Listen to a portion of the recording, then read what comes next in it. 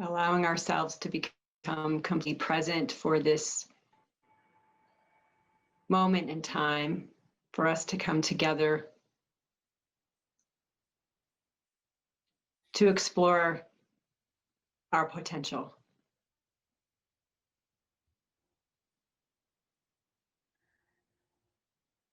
And how to actualize it as quickly and vastly as possible.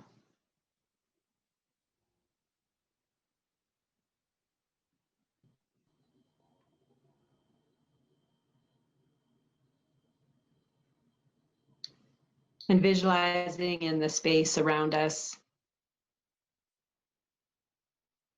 our parents of this, all our various relatives and friends,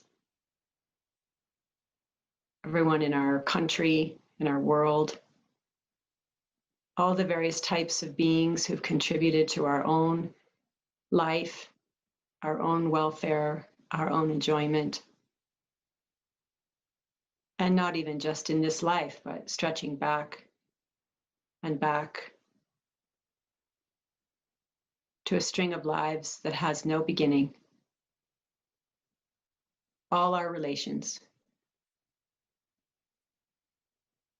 in the space around us.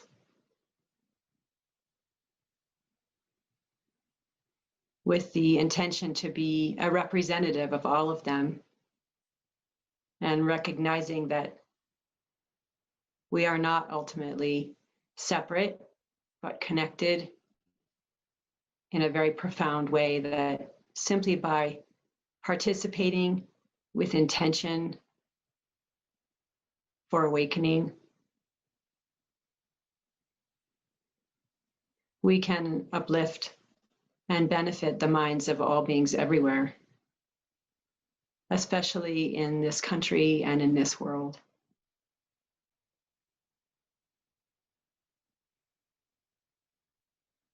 And then inviting to the space above us, hovering over our heads, Guru Chenrezig, the embodiment of compassion, radiating white light with 1,000 arms and 1,000 eyes, inseparable from His Holiness, the Dalai Lama, and all of our teachers and guides, all the holy ones who help us all the time, those seen and unseen, and all the lineage of all the ones who have carried these precious teachings down from the time of Shakyamuni Buddha through all the hundreds of generations, so that we could have the good fortune to receive these teachings today. And completely entrusting ourselves to their care, that we may hear whatever we need to hear to benefit us on our path at this time.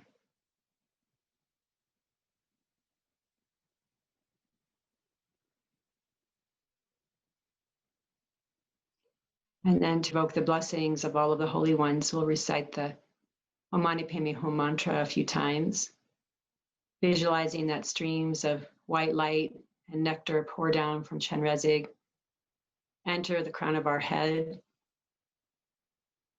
strike a ball of light at our heart, going through all the pores of our skin and touching all the beings around us, that everyone may benefit just by virtue of us coming together at this time.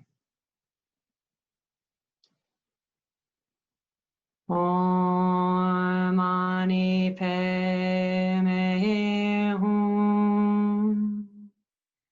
Om Mani Padme Hum. Om Mani Padme Hum. Om Mani Padme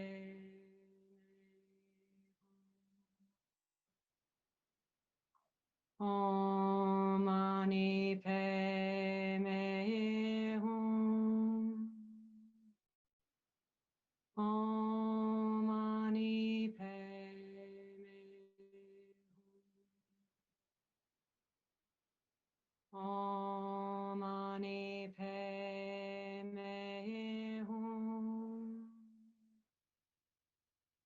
Om Mani Padme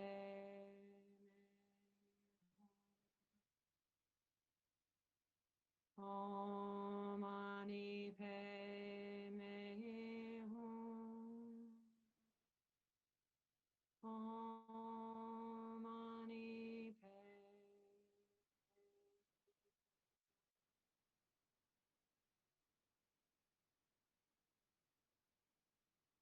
We'll recite the Refuge Verse one time mindfully, remembering that we're taking refuge in both the enlightened one, the Buddha, and the teachings, and those who have realizations that can guide us, but also taking refuge in our own future Buddhahood, our own future realizations, and our own ability to help others in profound ways, imagining that our own future resultant Buddha, Dharma, and Sangha are drawing us nearer and closer to them by our entrusting ourselves to that energy. I go for refuge until I am enlightened to the Buddha, the Dharma, and the Supreme Assembly. By the merits I create through listening to the Dharma, may I become a Buddha in order to benefit all sentient beings. I bow down to the body of him in whom the sacred precious mind is born. I seek refuge in that source of joy who brings to happiness even those who harm him.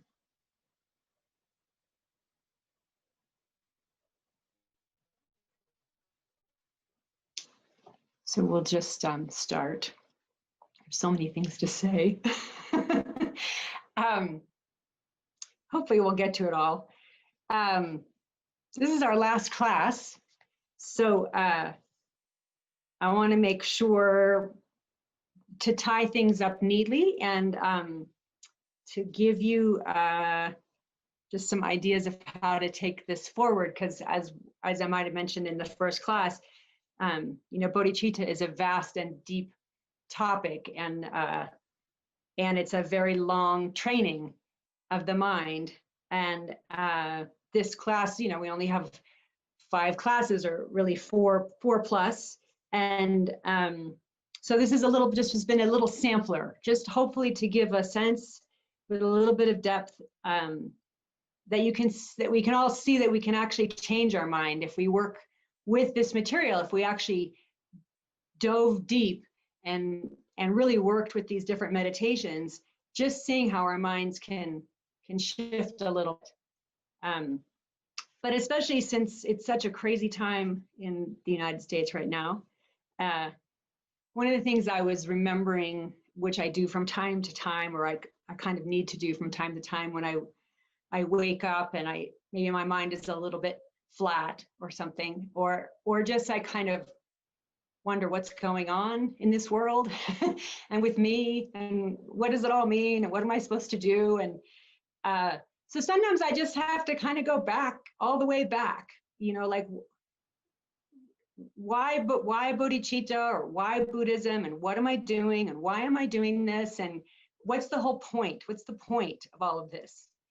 And there's a quote in the Abhidhammakosha that says, all the various worlds there are and all the various types of beings all come from the mind, from karma. And sometimes if I'm just in a flat space, I have to ask myself, what do I think? Like, what do I really think is going on? Who do I think I am? And what do I think is possible?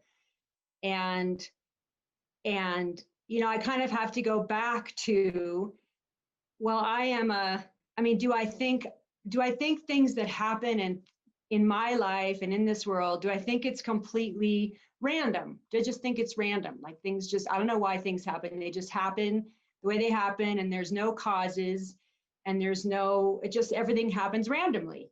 And that, to me, that doesn't really make very much sense. It would mean that anything could pop up anywhere from anything. A plant wouldn't need soil or water or sun. It could just appear anywhere at any time in any way. And it means that I sort of popped up out of nowhere with no previous stream of consciousness, and there's no particular reason why my body is the way it is, or my mind is the way it is, or why my life has worked out the way it is. It just sort of, there's no reason at all. But that doesn't really make sense. And if everything was random, then it also wouldn't make sense that we would invest our time in things that would have a future result. Why would we go to school and get educated for a future job that would result? Our mind thinks in terms of causes and results naturally. We go to the store when we buy certain types of food because those are going to be the causes for a very nice meal later. Or everything that we do, if we really think about it, it's because on some level we understand that there's causes and results, and there's conditions. And if we kind of work things in a basic way, we can expect certain results from certain causes. It doesn't always work. So that's a question, why? So it's either random, or it's causes and results, or you could believe, you might have a belief in a creator God. But if you thought that God was loving, then it really wouldn't make sense to have a creator God. I mean, why would God create so much suffering? That just doesn't make sense if God were omnipotent. And maybe there is, you could have a belief in a God that maybe isn't a creator God and isn't omnipotent.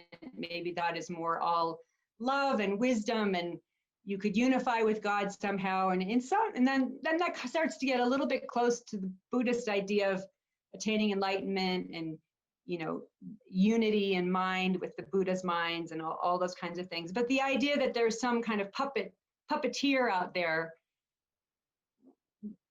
that has non-malicious intent that would have us be going through all this for some reason that we don't completely understand, to me anyway, doesn't completely make logical sense. So then I kind of get back to, okay, so then I do think causes and conditions, and it makes sense to me that I must have brought something into this life.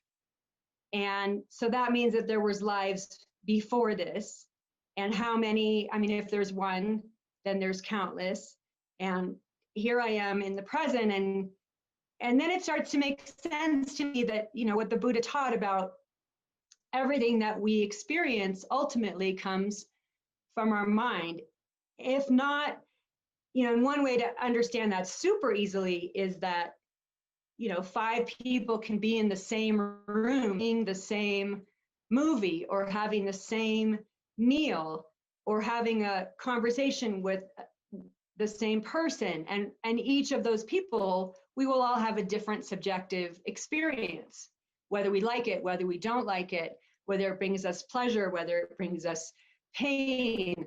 How we actually experience everything in the world is extremely subjective.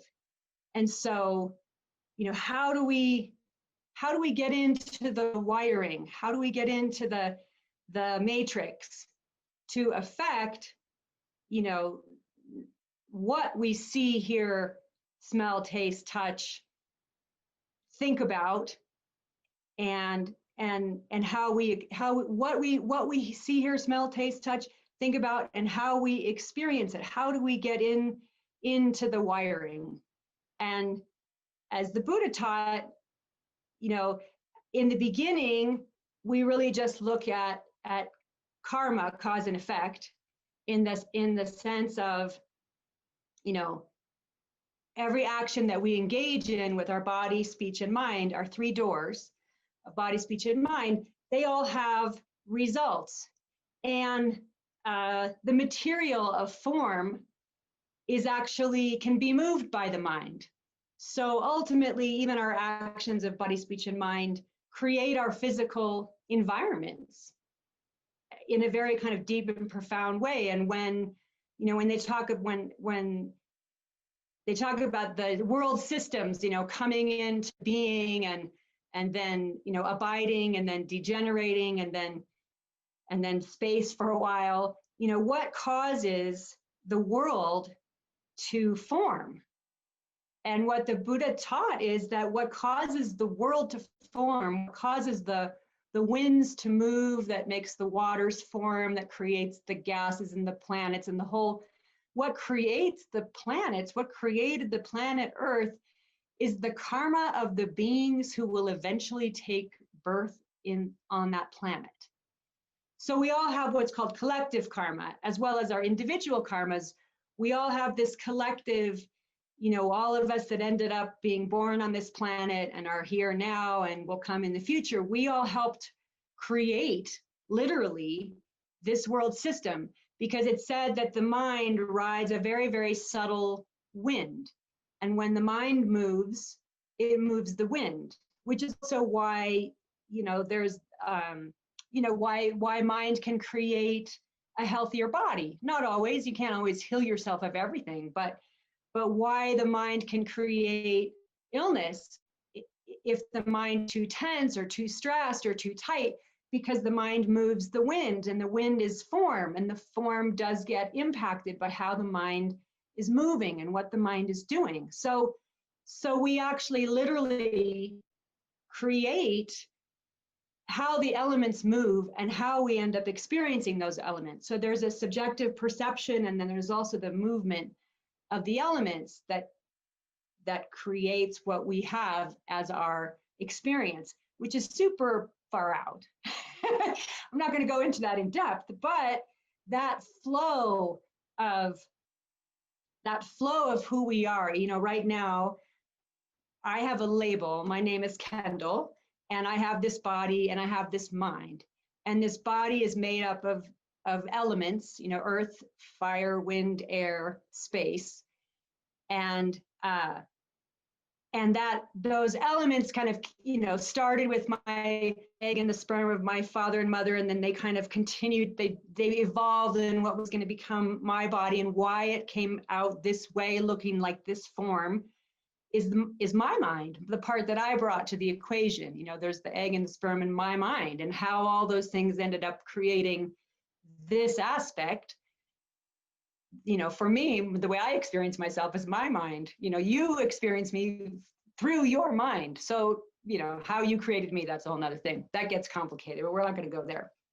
Anyway, the point is that it's a flow, right? The mind is a flow. It's a continuous flow, and the body is a continuous flow of elements. And all the physical aspects of our world are a continual flow. And if you take an object like a table, like a wooden table, for example, we call it a table in its form that we have it with 4 legs and a flat top, and it functions as a table. And so that's what we call it.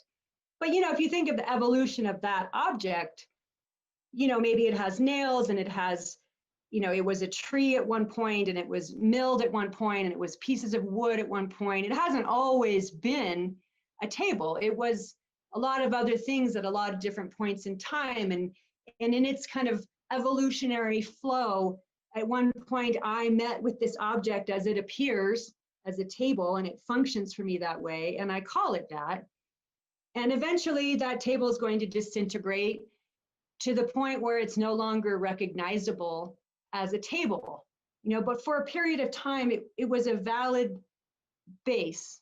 It was a valid base to call it that thing. It functions that way. And so it's the right thing to call it a table. But we get mixed up and we think it's an actual table. It somehow it's a table from its own side that we have discovered.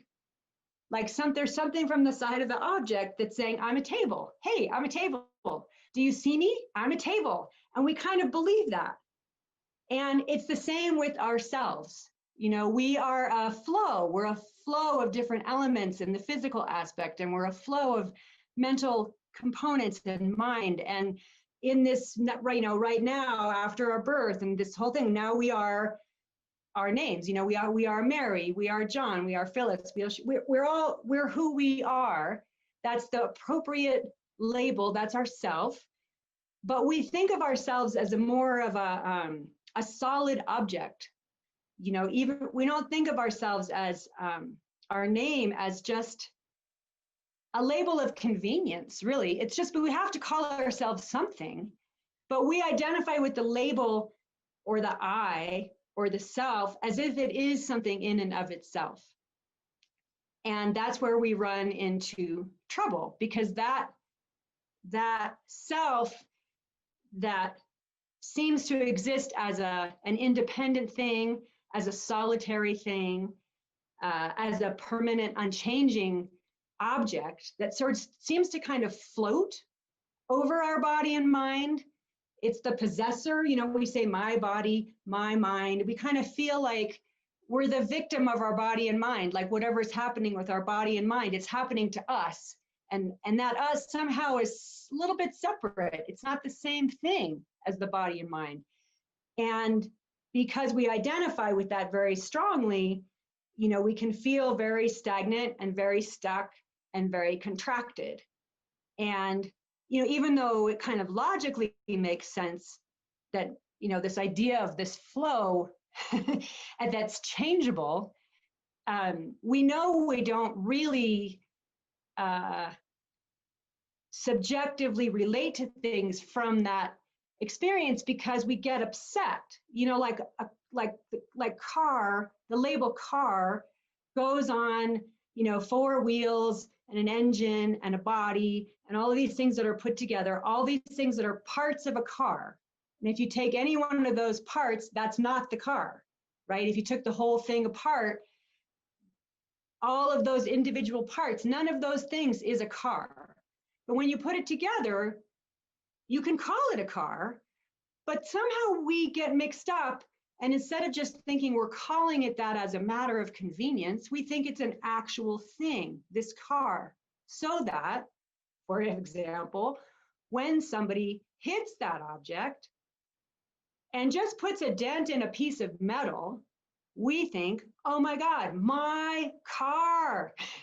Somebody damaged my car. And both of those things, the I that possesses it and the object that we're thinking about, those are made up, but we believe it.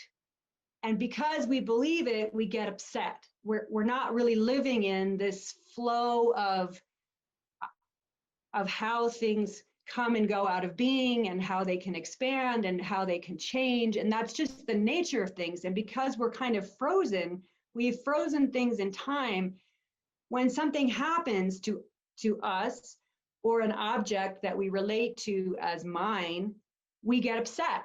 And that's a symptom that we're not quite relating to things according to the nature of how things are. And the flip side of that is how things are is they come about through causes and conditions and karma. And what karma basically is imprints put on the mind by actions of body, speech, and mind, our 3 doors. And it's said that karma is even more subtle and more profound than emptiness. It's the most complicated thing. In the Bible, in the Old Testament, talks about, God knows how many hairs a person has on their head and why. And that's actually karma. Like in the Old Testament, God's kind of karma. If you could almost replace it, in the concept of it, action and reaction and the why of everything. And that one handout that I had Mary upload a couple classes back about the karma and results, it's very subtle and why it always happens the way it is. The kinds of environments we live in, like if we killed people in the past, we might find ourselves in a violent place, or a place that has dangers to your life, or if we stole in the past, we might find ourselves always losing things, or not ever quite having the right supports for our life. Like we just don't quite have enough. It doesn't mean that we did things in this life, but in the past. So why I'm going into all of this is because who am I and what's the purpose of my life? Like, who am I? I am a label. I'm a label on a constant flow of experience of body and mind that is the result of impressions. Like the mind is unbelievably impressionable. And so everything that we input into the mind comes out as an experience. How we see ourselves, how we experience the world, everything. So the potential of the mind, because the mind is not form itself, the mind has no form, it's simply awareness and knowing, clarity and knowing, and it isn't physical, so it has no boundary. It's not bound to the body, and we kind of know that. Like sometimes the body can be here, but we can say, oh, my mind was someplace else.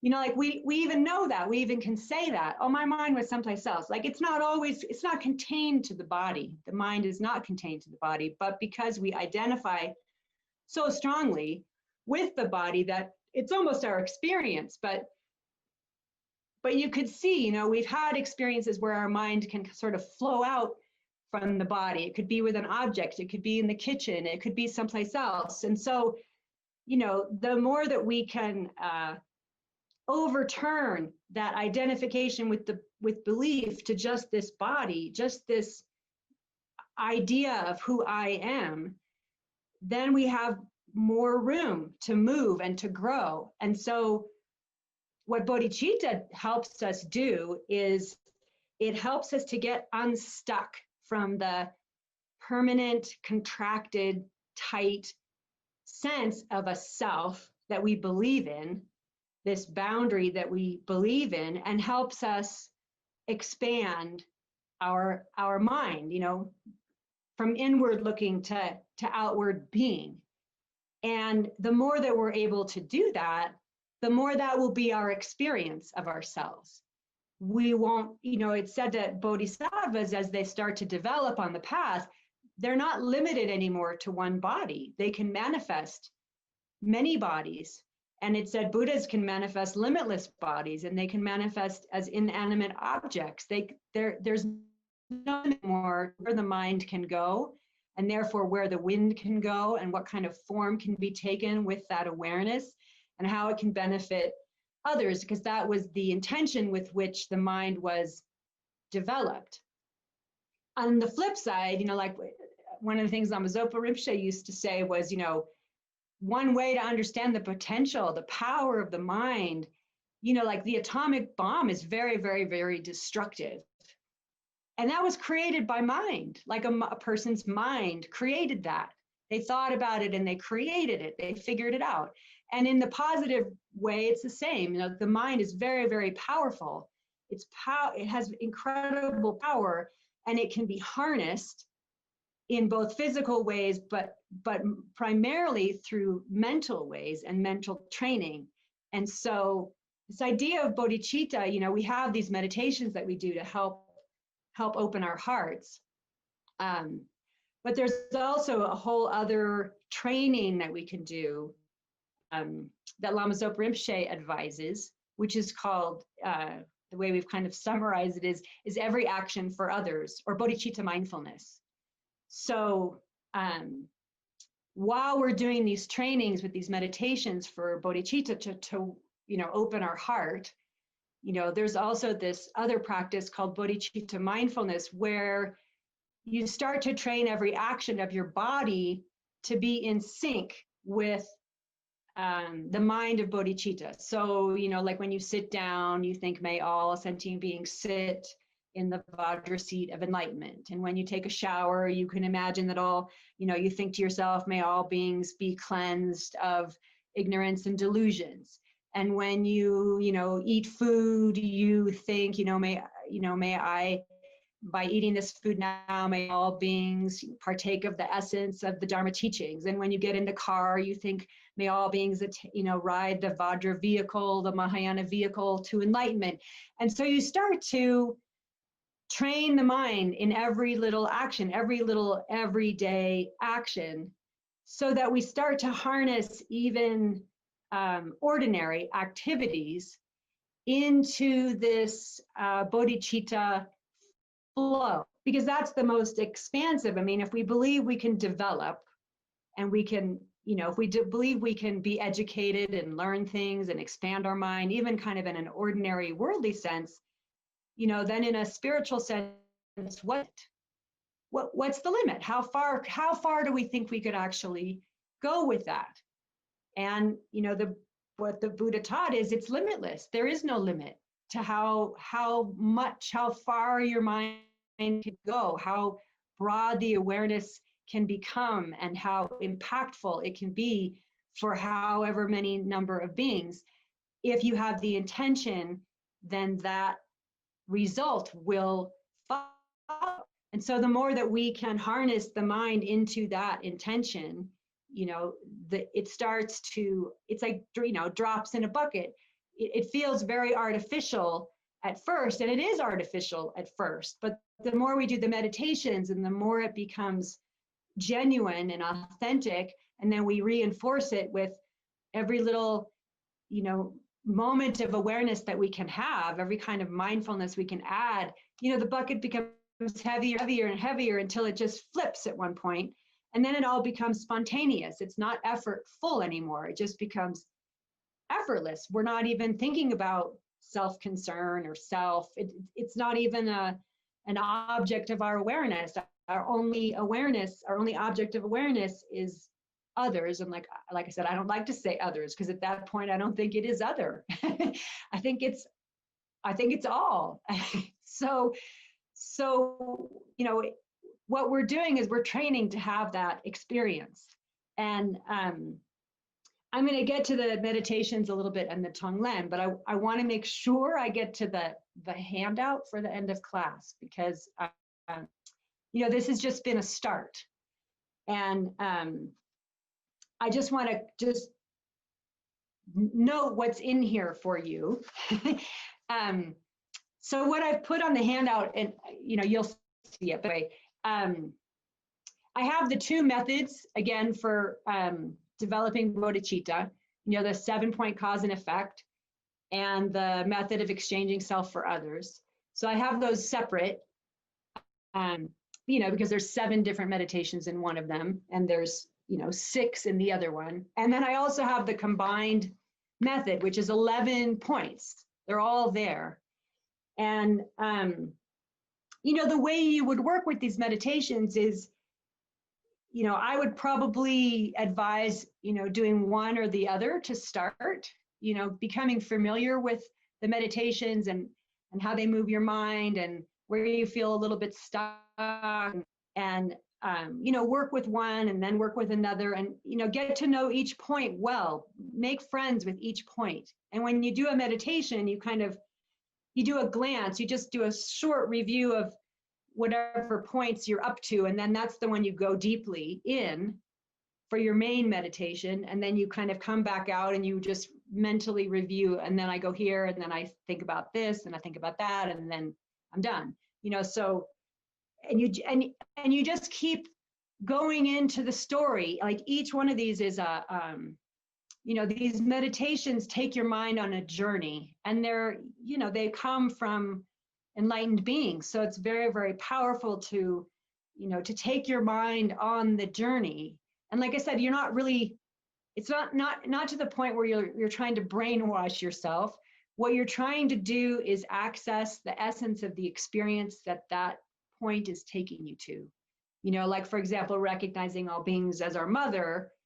I always like to think too, not just of the mother, but of, countless beings. And, there's a Native American phrase of all my relations. And I love that phrase, this idea of, all my relations I dedicate to you. I mean, who's to say who all my relations are? How vast does that go? Sometimes it's easier for me to access that sense of connection, rather than recognizing all beings as my mother. That doesn't always hit my heart.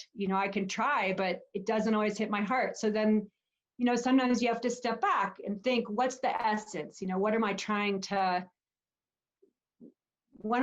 connect with from this point? And then go with that and see if you can find your own way to that same place, that idea of having affection and connection with others, or, this idea of when you exchange yourself with others, one of the points is, when you're equalizing yourself and others, one of the points is, well, if you're democratic, you're one and others are many. So, I mean, who are you going to work for? like you're going to work for the majority. Why would you work for one when you could work for many? Like, that's just logical. That's another way into the point. So, the texts usually have a few different methods, but you can also be creative. You don't have to be just harnessed to only what the texts say, but try it on, see if it takes you where the intended point is. And if it doesn't, then try to figure out your own way to get there, but following the basic idea. So I would advise, to really work with these meditations. And if you find one really, really moves your mind, then stay with it and let it simmer. Let it really seep into your mind in a very, very deep way. Because most of these meditations, when they start to feel not artificial, when they start to feel natural, and you start to feel, a sense of connection with anyone you see, like His Holiness the Dalai Lama says, one of the things people say when they meet His Holiness is they feel so personally, like he really sees them, he really connects with them, they really feel his love towards them. And what His Holiness says is, his experience is he's meeting old friends. Like every time he meets someone, he really feels like he's meeting an old friend. And any of us who have had experiences with beings who seem to have kind of realizations, or just there are ordinary human beings, they have a certain kind of a charisma, and when they connect with you, you really feel that connection in a much different kind of way. And so these meditations are intended because they're in harmony with the way things are, because we don't truly exist as these independent, separate, disconnected, unchanging beings, because it's much more complicated and interconnected and complex than that. As we start to hook into what's true, that the veils will disappear, and we'll start to have that as our experience. And so you have to do the work and do the experiments, but the ways that you start to tell that you're moving in the right direction is you start to notice, oh, I'm thinking about things just a little bit differently. I'm experiencing myself and others, in quote, a little bit differently. Anyway, what else I have in this handout is I think you might have, if you're connected with Thupten Norbuling, you would know this, but Lama Zopa Rinpoche has a daily morning practice that he advises for people to do. And it's called something like the method for attaining happiness and being free from suffering forever, or including enlightenment, or being free from suffering and attaining happiness forever, including enlightenment. And anyway, one of the things that Lama Zopa Rinpoche talks about is when you first wake up in the morning, when you very first wake up in the morning, to set your motivation for the day and have that be a bodhicitta motivation. So like, for example, he says, when you wake up in the morning, think, the purpose of my life is to free all beings from happiness and free all beings from suffering, and place them in a happiness from which they will never fall. And in order to do that, I have to attain enlightenment myself. Therefore, I'm going to do ordinary actions and virtuous actions. From now on, all of my actions only become the cause of enlightenment for all sentient beings. That's in the sheet, so you don't have to remember it. But and what Rinpoche says is that's what's called the motivation of cause, which means that makes, if you do it strongly enough, even if you just do it, if you think that thought, that all of your actions going from that point on, it's the motivation of the cause of all of your actions. And so it starts to bring all of those actions into the bodhicitta universe, into the awakened Buddha universe of what we're going to become. It sets the tone. And even if we don't remember it at the time of actions, because we did that, it does influence all of our actions. And because it influences those actions, they create a result that's going in a particular direction. If we can remember at the time of doing actions as well, which is why Lama Zopa Rinpoche has this whole practice of bodhicitta mindfulness, like every single action, you start to figure out, how do I make this more than just for myself? How do I make this more than I'm hungry and I want to eat, or I need to get a shower, or I need to go to bed, or how do you make it bigger? How do you make it more than just for oneself? When you lie down and sleep, You can think, may all beings find rest and relief from that which pains them, or may all beings, attain the bliss of the Dharmakaya Buddha mind. There's all kinds of ways to do it. But anyway, so the bodhicitta motivation, that's the motivation of cause that Lama Zopa Rinpoche recommends. I put that here.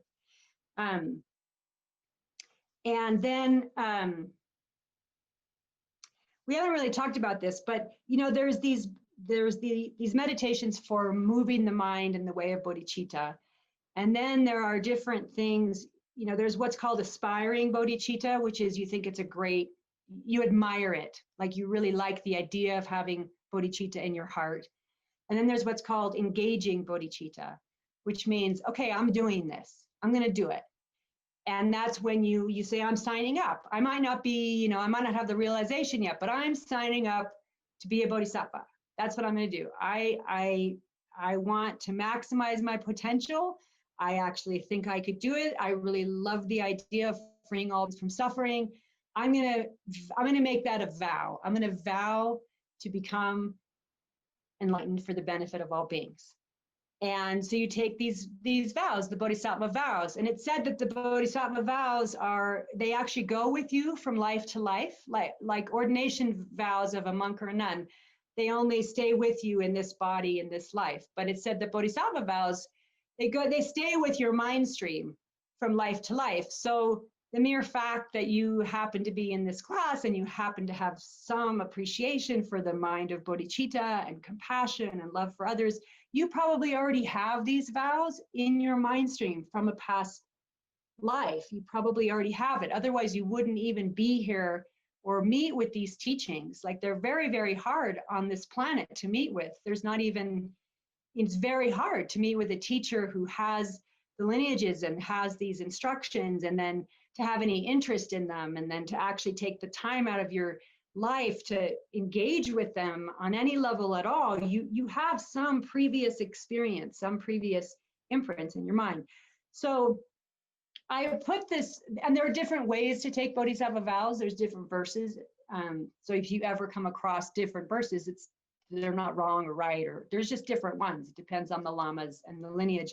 These come from the Bodhisattva's Guide to the Way of Life by Shantideva, which like I said, I love that book. It's like, there's only one book that you get that's a good one. And I just was thinking, at some point after this class, even if you've already taken these vows, at some point when you're feeling inspired or brave or whatever, set your mind, really think about your compassion, your natural compassion and your love for the world. And in front of your altar, visualize your teachers. If you don't have a teacher that you relate to strongly, then you can visualize the Buddha, or you can visualize Chenrezig, a being of white light or whatever, and recite the Bodhisattva verses. If you feel like if you're not quite ready to fully commit, you could do it in an aspiring way. You could do it in the way of, I want to be able to have this mind at some point, so I'm going to recite these words from that point of view. Or you can recite them in the mind of, I'm actually going to take a vow right now in front of the holy ones that I want to vow my life force energy in this direction. That's what I want to do. It's very powerful. Even if you do it, even if later, it said once you take the Bodhisattva vows, if you can recite these verses in the morning and at night, please do. And I often do it just to try to remind myself. And even if it's a superficial way of doing it, it does affect the mind in a very positive way, and you say, I'm going to do this. I'm going to do this training. I'm going to do the Bodhisattva training. And so I have that in here. And then I have the various verses that I had suggested that be memorized, so they're all in one place if you haven't managed to memorize them yet, and a couple of bonus ones.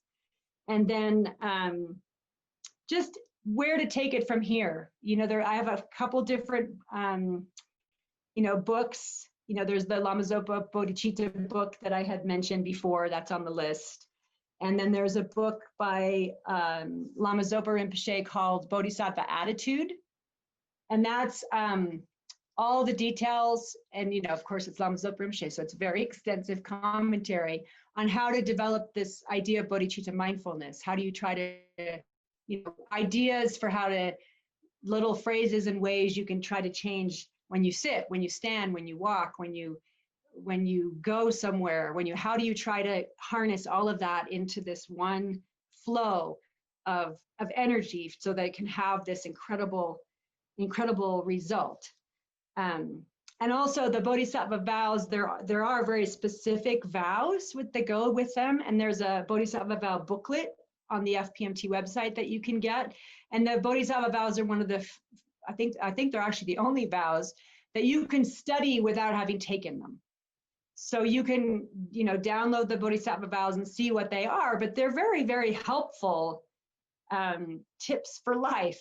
Like a Bodhisattva vow is not to praise oneself and belittle others, and, not to discourage others from enlightenment. And then there's, there's ones that are related to avoiding non-virtues. And then there's ones that are related to the 6 perfections. And then there's ones that are related to benefit sentient beings. So like there's one Bodhisattva vow that's, you vow not to refuse an invitation. So, there's always, so if someone invites you to dinner and you don't really have something better to do, like more virtuous to do, it's a Bodhisattva vow to go and share your company with that person, whether you like them or not.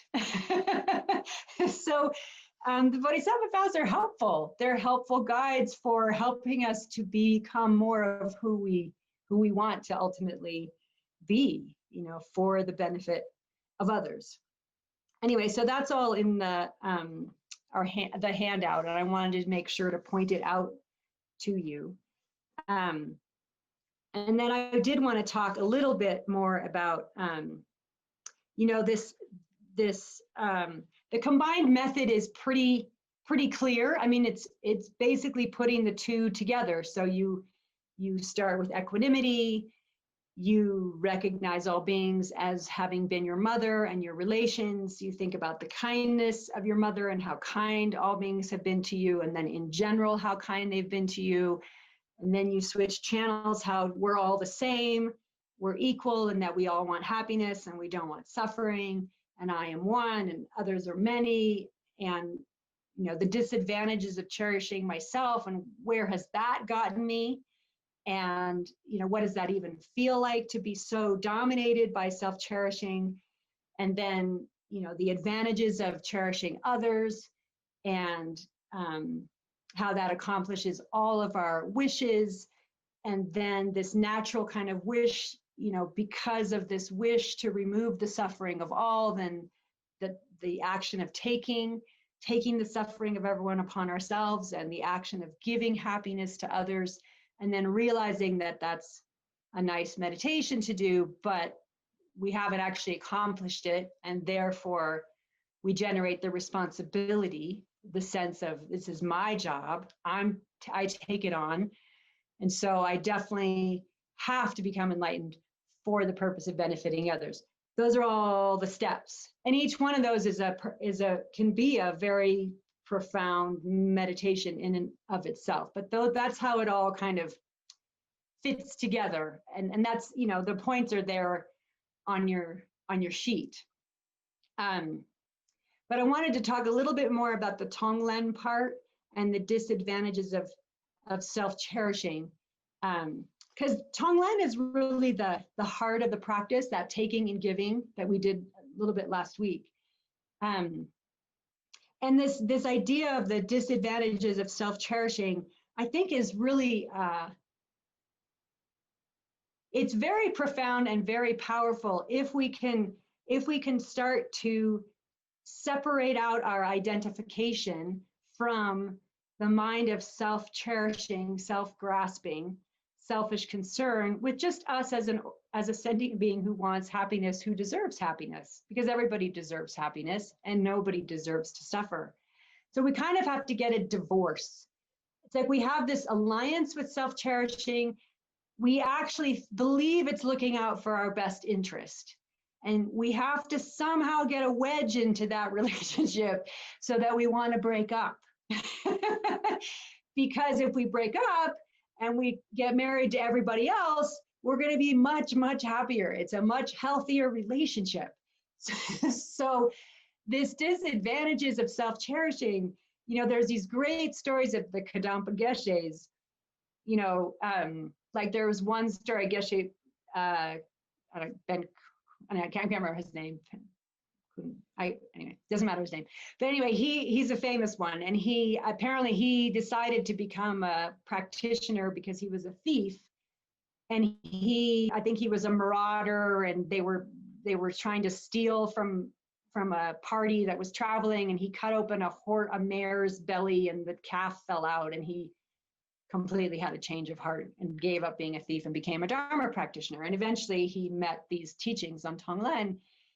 But he has a few different stories that are great. And, one was he had a benefactor. He was in his cave, and, his altar was kind of dusty and dirty, but benefactor coming. And so he cleaned the altar, made it all look fantastic and great, because the benefactor was coming, and he wanted the benefactor to feel good about benefacting him and not think he was, messy and a bad monk and the whole thing. And then he realized that he was doing that for self-cherishing. He was doing that out of his sense of reputation, not because of any, great reason other than his sense of reputation. And so before the benefactor came, he took all these ashes from his fire and he threw it all over the altar and made the whole thing just look completely messy, because he wanted to kind of get at his self-cherishing mind. He was strong enough that he knew that particular mind was not on his side. That was not his ally in a good way. And so, he would do things, and apparently like he went visiting someplace, and he was in the kitchen or something, and he reached for a piece of bread, and then he realized it was kind of like he was stealing, because he was really just thinking about himself. And apparently he grabbed his own hand and he started yelling, "Thief, thief, there's a thief." So he'd had all these, stories about ways that he kind of caught himself, when his self-cherishing mind was right in the act. And he started to kind of, counter, oppose it very strongly and very dramatically. And, that's very, very powerful, and we can find it once we start to identify the self-cherishing mind strongly, and we start to see its kind of sneaky, sticky little ways that it justifies itself, and we start to really understand that that's not helping us even be happy in the moment. We can start to create a wedge and eventually divorce and be aligned with the mind that cherishes others, which is really our own happiness beacon. That's how we're going to become happy. So, just little things. I remember once I was at Starbucks waiting in line, and I was like sixth in line, and I really wanted a chocolate chip cookie, and there were 2 left. And I was really worried that, I was sixth in line, that the people in front of me were going to get it. And I can't remember if I got it or not, but I do remember being so worried about my own happiness in that moment, kind of like, and when it comes up, it rises up. The I feels so much bigger than the body. It becomes like this mountain of awareness of I, and am I going to be okay? And am I going to get what I want? And, so that's an awareness to just start to watch how it makes us feel in the moment, because I think this is where I think Tonglen and this practice is a little bit tricky, because if we haven't really identified the enemy properly, then we start to, because we're so intertwined with the self-cherishing mind in our identification, we start to feel like we don't deserve happiness. It's okay if I suffer. It starts to feel really heavy, and it shouldn't feel heavy. It should feel liberating. So if you haven't really identified self-cherishing, if you haven't really identified that mind of self-grasping and realize that that's the enemy, then Tonglen it doesn't work properly. So I think you really have to spend some time seeing how it feels when the selfish mind is super triggered, super operating, and start to really say, oh my God, that is just not, I don't even feel happy when it's on, when it's completely turned on. It doesn't make me happy. I feel disturbed, I'm anxious, I'm mad, I judge others, I'm jealous. And again, it doesn't, if you can separate that out from you as the sentient being, then it's not like I'm jealous. Oh, I'm so bad. I'm so wrong. It's like, oh, I'm jealous. Wow, that self-cherishing mind. I mean, you can even give it a name. I call mine Missy. Missy, hey, Missy, back off. Like, you be playful with it. It doesn't have to be heavy and intense and, a judge. It's not a value judgment on who you are as a person. It's just, we've been living with this marriage since beginningless time without recognizing that it's an unhealthy relationship. And we're just trying to break it up. And because we love ourselves, super simple. And others are the main way we can, well, one, identify the enemy, because in relationship to others, it comes up pretty strongly because we're usually comparing or wanting something instead of somebody else, or, it's in contrast with someone else that it comes up very strongly. So, others are also incredibly helpful. It's said that there's a in the 8 verses of thought transformation by one of these Kadampa Geshe, there's one verse that talks about how precious someone is who hurts you, physically, emotionally, just someone who gets in your way of your happiness. And that's an advanced verse, I would say.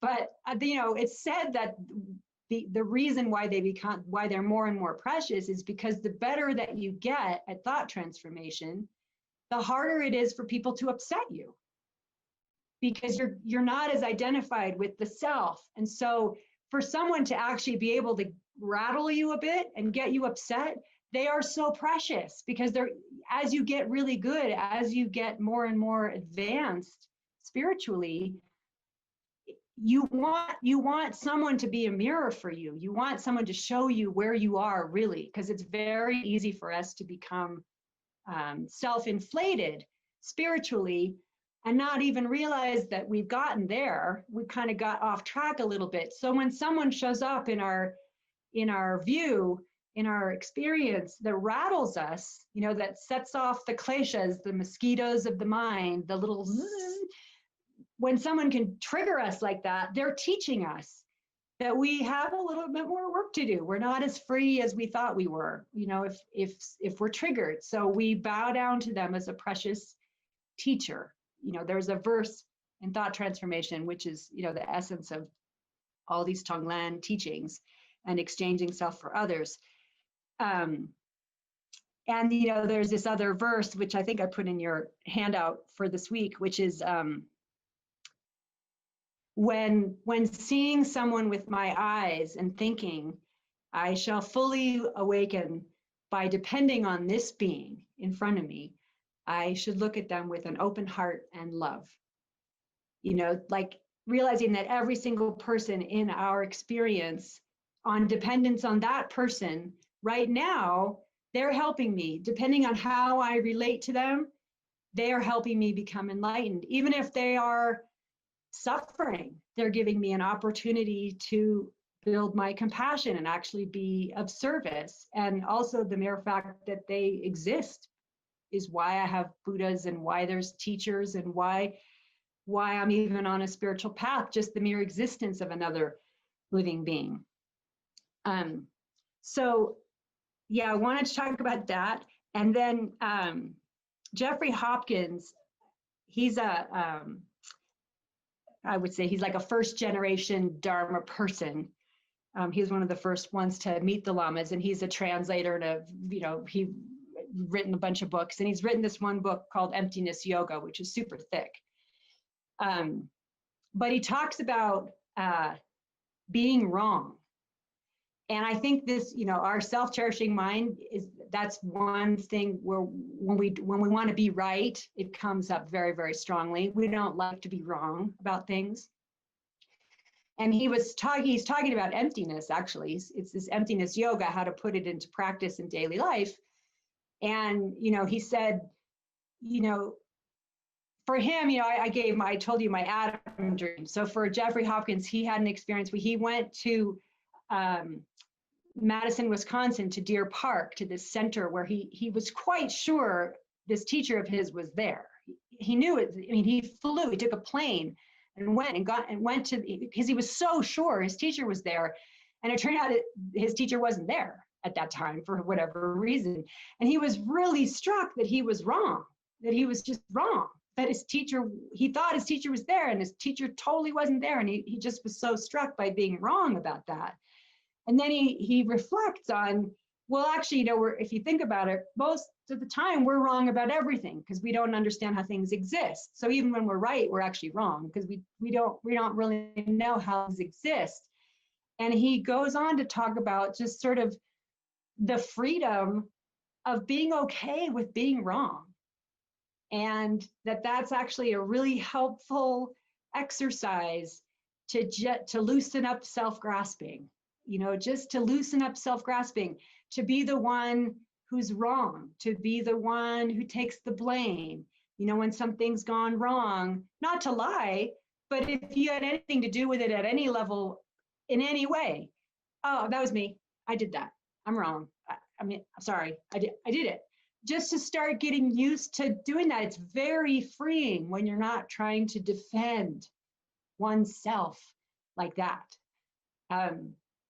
And it also helps, because we're wrong about how we exist. When we start to just be okay with being wrong, it also cracks open more room for wisdom to blossom, because all these ways that we hang on and defend this self, keeps wisdom separate from our mind. And so things like, bodhicitta and tonglen and thought transformation and, others, relating more to others, or like I'd like to say the all those things just start to soften it up, just start to break it up. And then the more that we're aligned, if we think of our alliance as bodhicitta, that's what we're aligned with. That's our main practice, our main thing. When someone says, what's your main practice? If automatically we start to think, oh, my main practice is bodhicitta. That's my main practice. Some of us think, it's a deity practice, or it's this, or it's that, or I don't know. My teacher hasn't told me what my main practice is yet.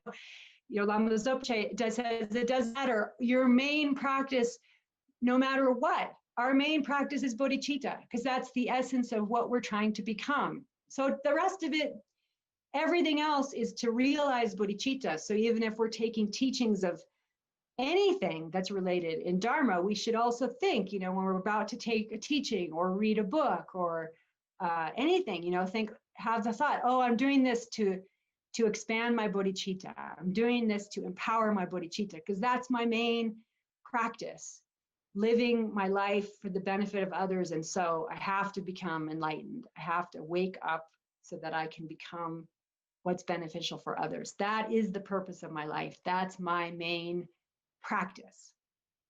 And also when you read, if you get Lama Zopa Rinpoche's book, or when you read about Tonglen, in Tonglen, often when you do the giving part, it said, you imagine giving away your possessions, your wealth, even your body, your virtues, everything that belongs to me, that's one of that. You can also imagine giving that away.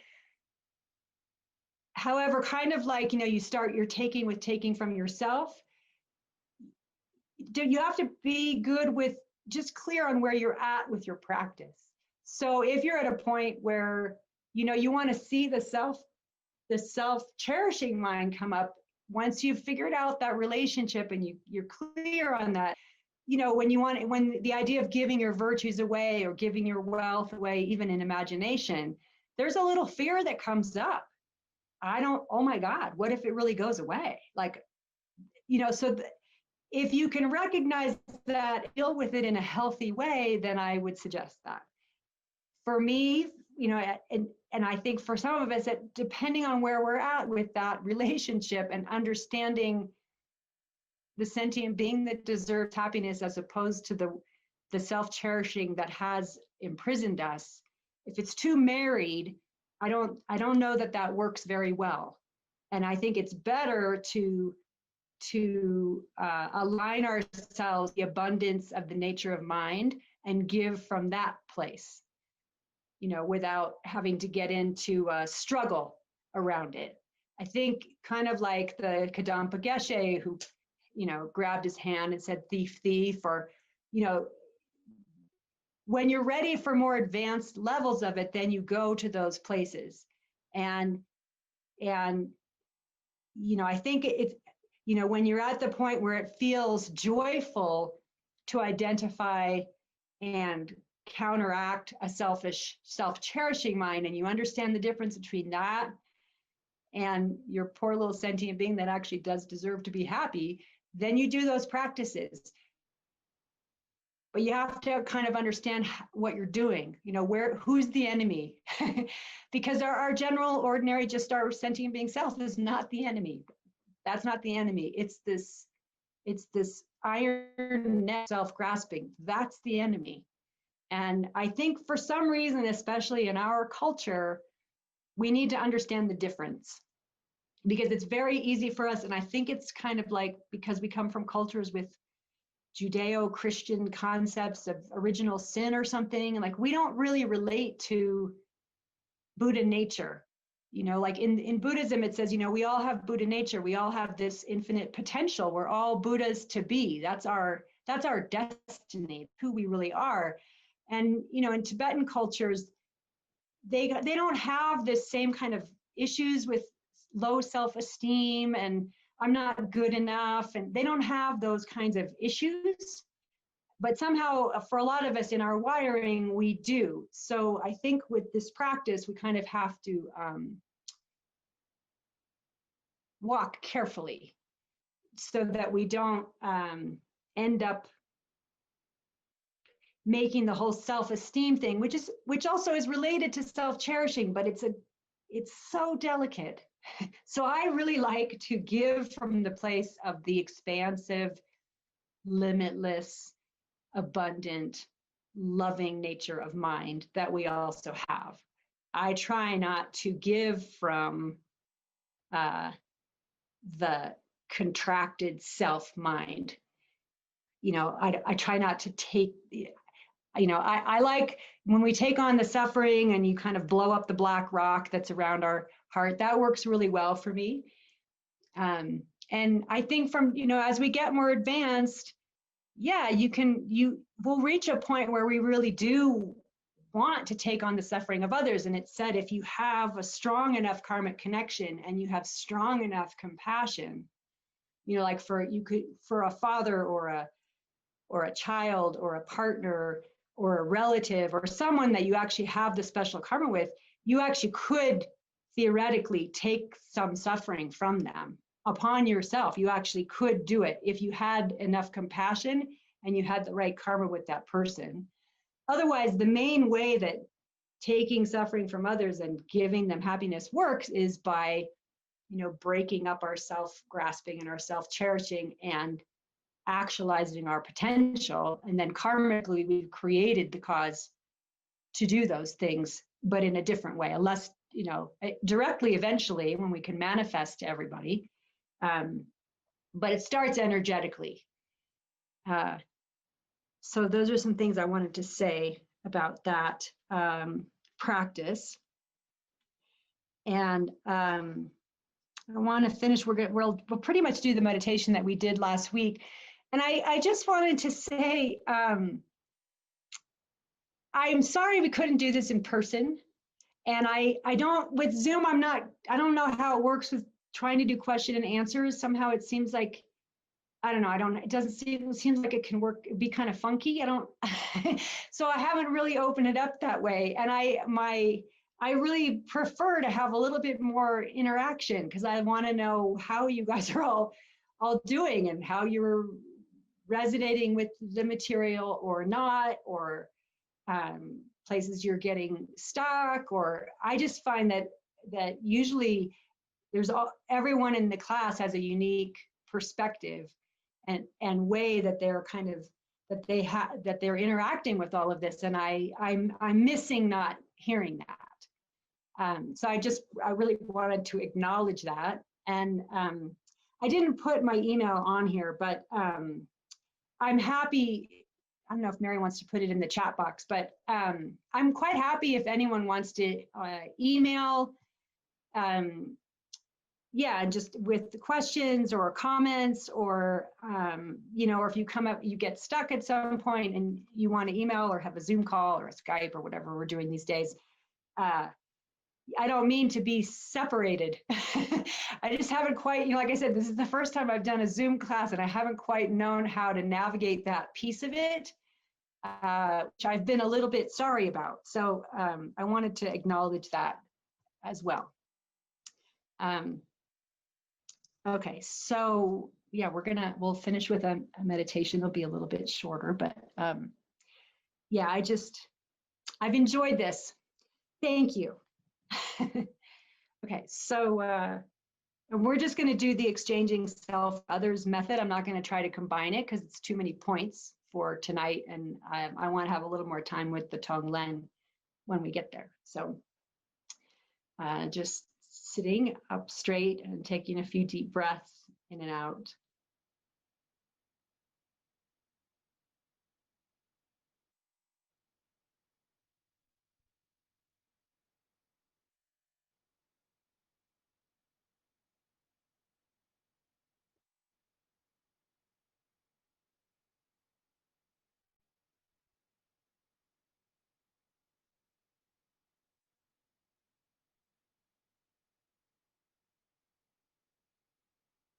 And recalling Guru Chenrezig hovering above us and all of our teachers and guides and helpers.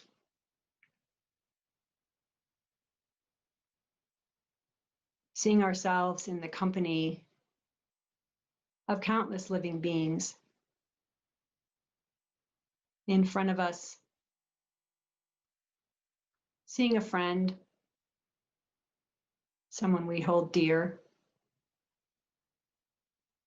an enemy, someone we push away, and a stranger. We don't even notice them.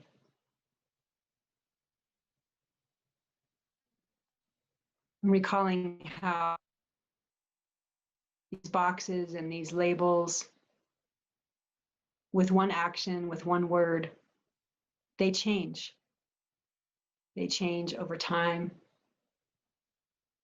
They can even change depending on our personal mood, without having anything to do with the people in front of us.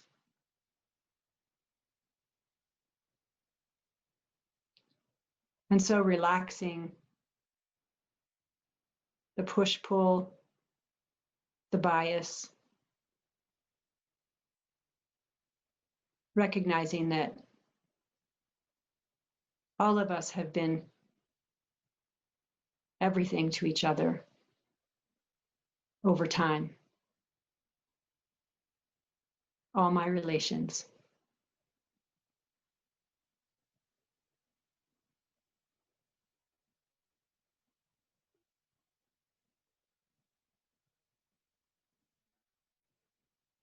And recognizing that all of us are completely the same in just wanting happiness and not wanting to suffer. But we're confused. We think our actions will bring us happiness, and they're going to bring us suffering. And the things that we think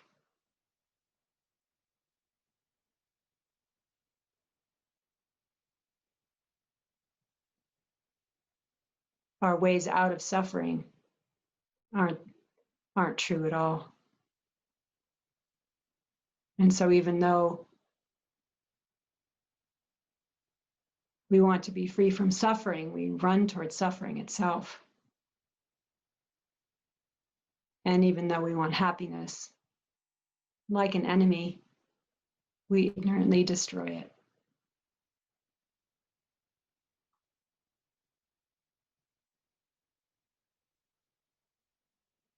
And I am only one. Others are many.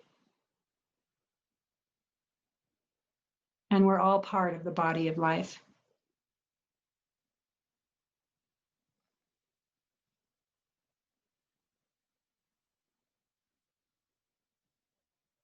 And what good has cherishing myself alone ever really brought me? I'm still here, stuck,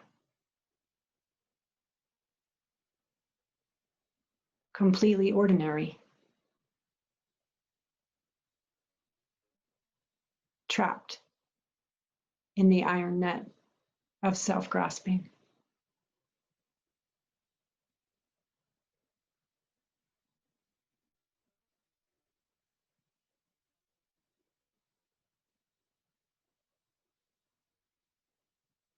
But if I could break free, if I could have a divorce,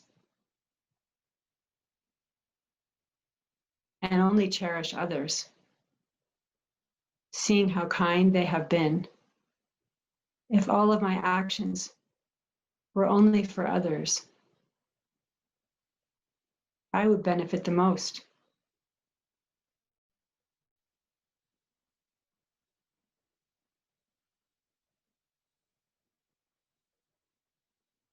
Giving brings me resources. Not harming gives me strength, beauty, patience, a clear complexion, a calm mind. Every good thing comes from cherishing others. And what a relief to be free of self-obsession.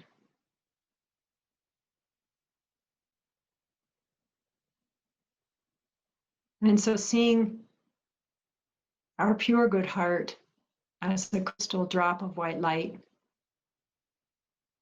at the heart, full of love, compassion, and abundance, encased by a dark, black, shiny obsidian, mountain-like rock. The thickness of self-grasping that entraps us all the time.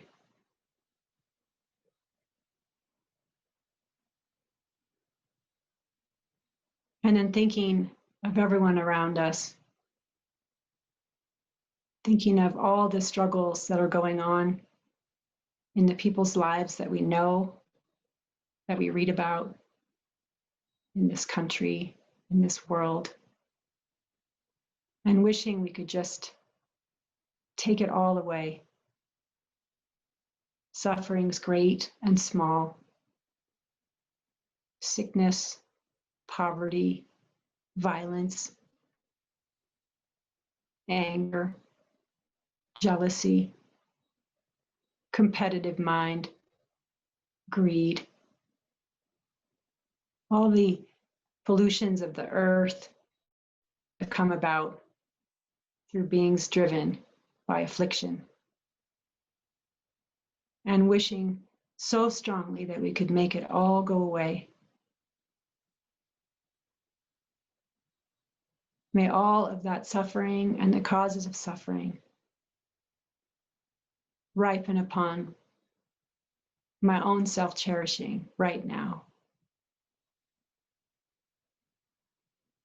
And imagine that like a vacuum cleaner or like a strong magnet,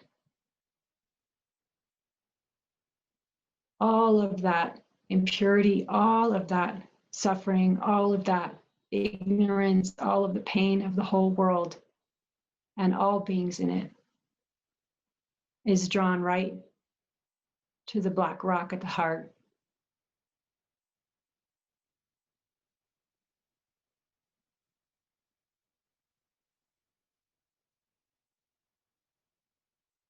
In the form of black slivers of glass.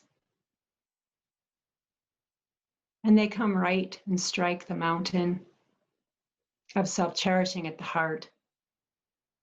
And it completely shatters.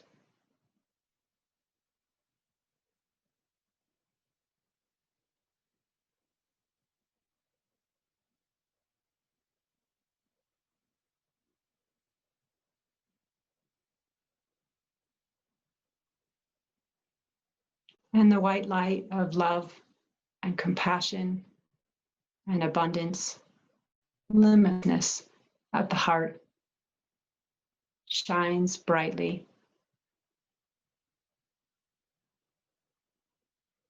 And now that we've taken away all the pain, all the suffering, imagining that we're sending out this white light, giving happiness in all of its forms and the causes of happiness to all living beings. Sending out peace, sending out love, consolation, connection, everything that everybody needs.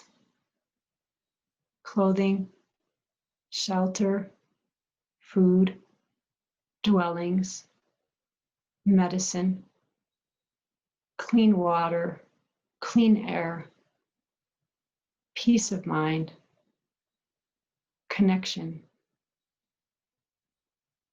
fulfillment.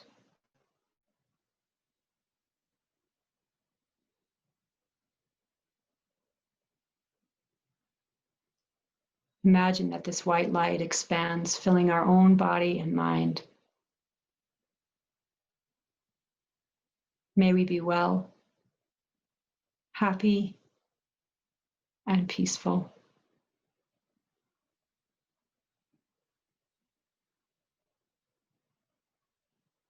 May all beings in this area be well, happy, and peaceful.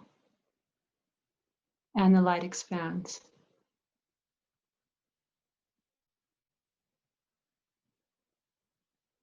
Everything becomes bathed in white, loving light. Pristine in the nature of joy. All beings' minds completely fulfilled. At ease.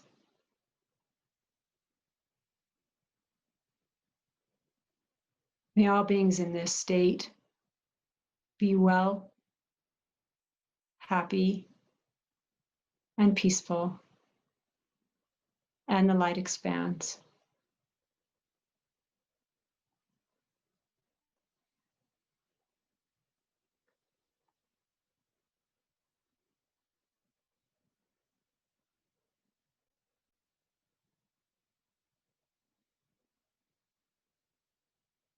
May all beings in this country be well, happy, and peaceful. And the light expands.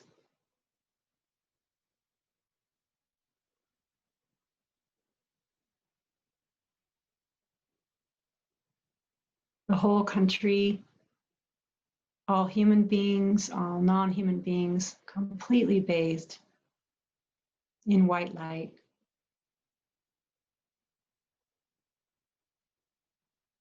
All affliction completely subdued, love and joy completely filling the hearts and minds of all.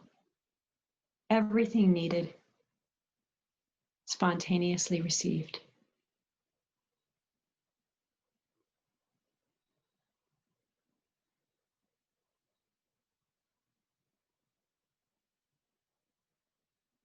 May all beings on this planet be well, happy, and peaceful. And the light expands.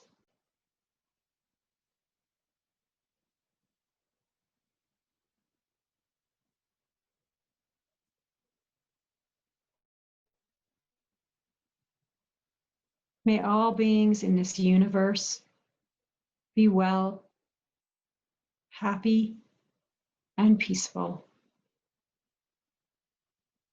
And the light expands.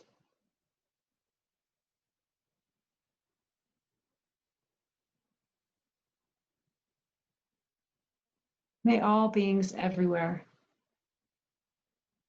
in every realm, in every form, in every space, in every time, be well, happy, and peaceful.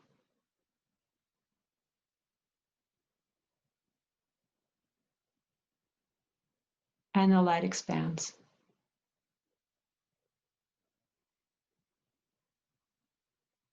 All of existence, all beings' minds, all environments, pervaded by white, joyous, blissful, peaceful light. Clean, clear, pure, and bright.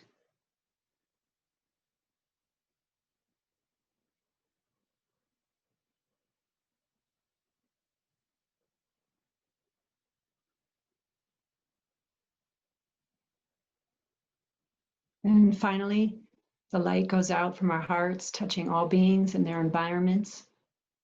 Everything melts into white light and absorbs back into our own hearts. The light again pervades our own body, and we dissolve from above and below into the drop of white light at our heart, which becomes smaller and smaller till it completely disappears.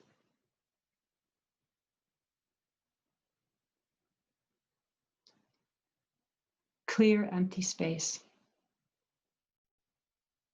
No I to be found anywhere.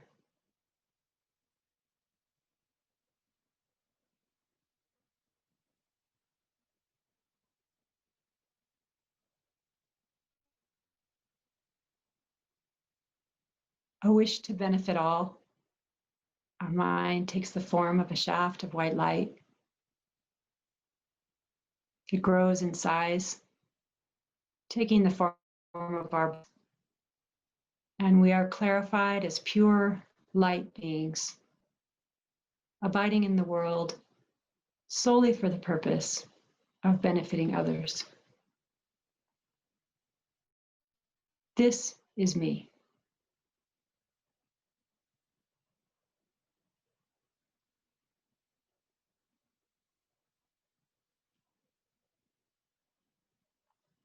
And then as we recite Chenrezig's mantra, visualizing white nectars and streams of light pour forth for Chenrezig, entering the crown of our head, completely filling our own heart,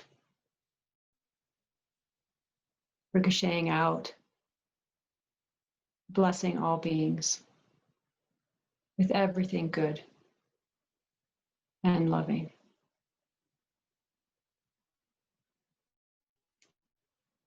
Om Mani Padme Hum.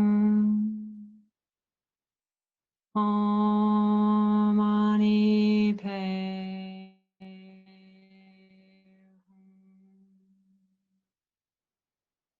Hum. Om Mani Padme Hum. Om Mani Padme Hum.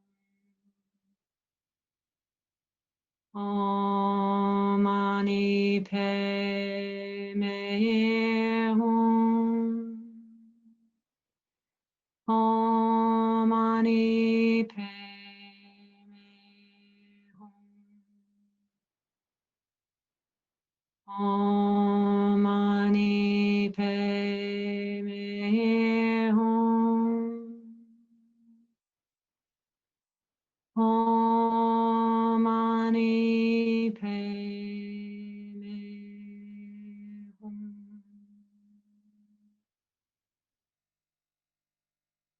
all of our teachers and guides absorb into Lama Chenrezig, who melts into a stream of white light, enters the crown of our head, and descends to our heart, becoming inseparably mixed with our minds.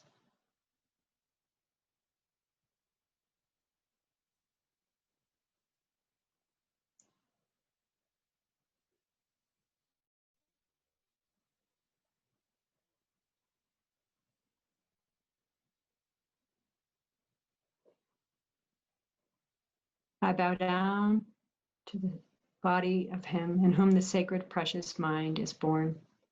I take refuge in that source of joy who brings to happiness even those who harm him.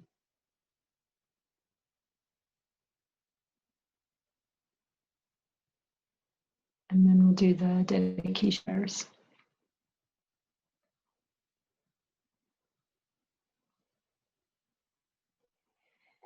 Due to the merits of these virtuous actions, may I quickly attain the state of a Guru Buddha and lead all living beings without exception into that enlightened state.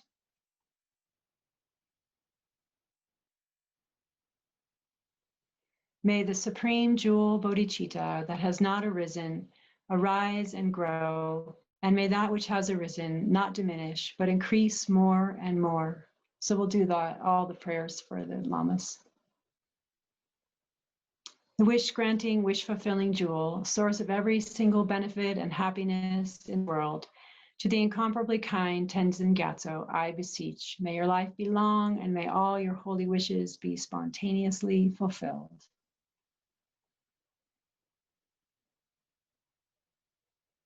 You who uphold the subduer's moral way, who serve as the bountiful bearer of all, sustaining, preserving, and spreading Manjunat's victorious doctrine, who masterfully accomplish magnificent prayers, honoring the three jewels, Savior of myself and others, your disciples, please, please live long.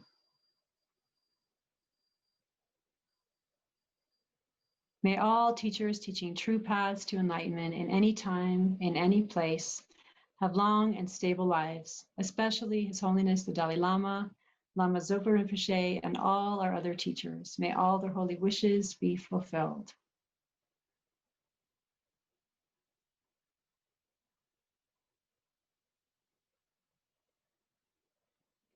May all beings everywhere plagued by sufferings of body and mind obtain an ocean of happiness and joy by virtue of my merits. May no living creature suffer, commit evil, or ever fall ill. May no one be afraid or belittled with a mind weighed down by depression. May the blind see forms and the deaf hear sounds. May those whose bodies are worn with toil be restored, finding repose. May the naked find clothing, the hungry find food. May the thirsty find water and delicious drinks. May the poor find wealth, those weak with sorrow find joy. May the forlorn find hope, constant happiness, and prosperity.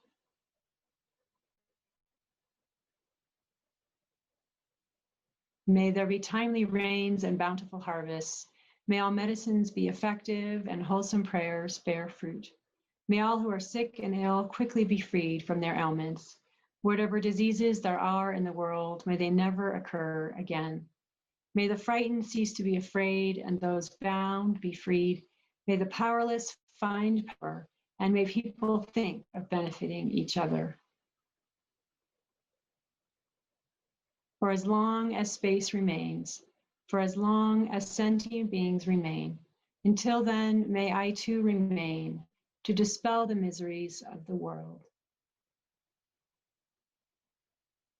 And then sealing the dedication and all of the merit that we've gathered from engaging in this class and reflecting on bodhicitta and love and compassion and our connection with all living beings. Recognizing that all of these merits and this class itself, none of it exists by way of its own nature. All of the merits are completely empty. This class is completely empty. These teachings are completely empty. They only exist by way of dependent arising. For that reason, when dedicated, all those prayers and all those wishes can be fulfilled.